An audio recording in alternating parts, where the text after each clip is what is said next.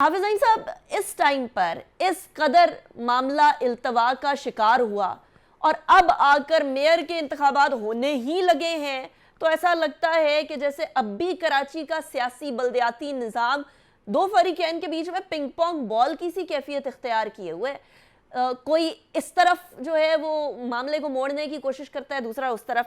ہونے کیا جا رہا ہے؟ کیوں اتنا ڈیلے، کیوں اتنا ابہام، کیوں اتنی ایمبیگوٹی؟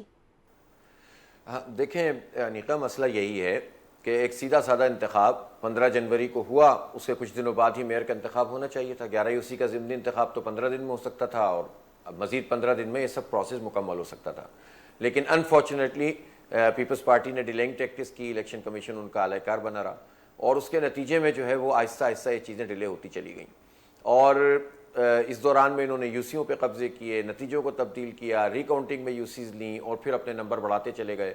ہم ہر جگہ پہ ان کا مقابلہ کر رہے ہیں، لیکن فائنلی پھر یہ ہوا کہ جو یہ کلیم کرتے تھے کہ نمبرز تو ہمارے زیادہ ہیں نا، اس لیے میئر ہمارا ہونا چاہیے، تو اب نمبرز بھی ان کے کم ہو گئے.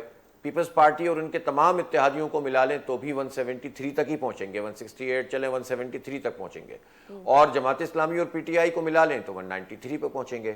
تو بھائی ابھی بھی 20 کا فرق ہے نا، تو اس 20 کے فرق کو تسلیم کیوں نہیں کرتے؟ یہ کوئی الیکشن عوامی تھوڑی ہے کہ بھائی ہم کلیم کریں اور پھر عوام میں چاہیں وہ ووٹ ڈالیں گے. اب تو نمبرز آ چکے ہیں، اب تو صرف نتیجہ مرتب ہونا ہے. اس دن انتخاب ہونا ہے اور سب لوگوں کو بلانا ہے اور سب کو اپنی اپنی پارٹیوں کے فیصلے کے مطابق ووٹ کاسٹ کرنے ہیں. اس کے مطابق جماعت اسلامی کا میئر بن چکا ہے، لیکن وہ اس کو روک رہے ہیں اور اس کے لیے لوگوں کو لاپتہ کر رہے ہیں.